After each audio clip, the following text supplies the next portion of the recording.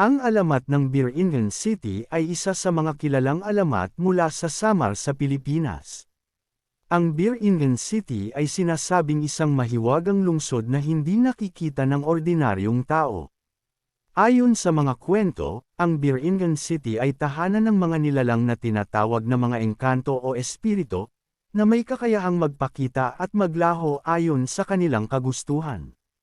Ayon sa alamat, ang Birengen City ay isang napakagandang lugar, puno ng mga mag-agarang gusali at mga estrukturang hindi pa nakikita ng mga tao sa mundo. Ang mga naninirahan dito ay sinasabing mga magagandang nilalang na may kakayahang magbagong anyo at magpakita bilang ordinaryong tao kapag lumabas sila mula sa kanilang lungsod. Maraming kwento ang umiikot tungkol sa mga taong sinasabing nakapunta o dinala sa Birengen City.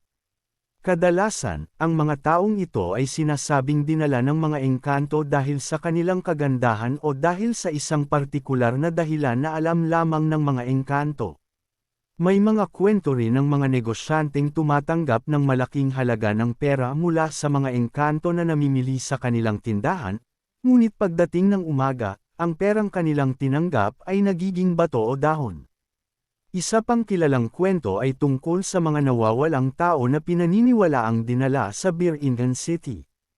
Ang mga nawawalang ito ay sinasabing nananatili sa lungsod ng mga engkanto at hindi na muling bumabalik sa mundo ng mga tao. Sa kabila ng maraming kwento, walang konkretong ebidensya ang makapagpapatunay na talagang umiiral ang Birengen City.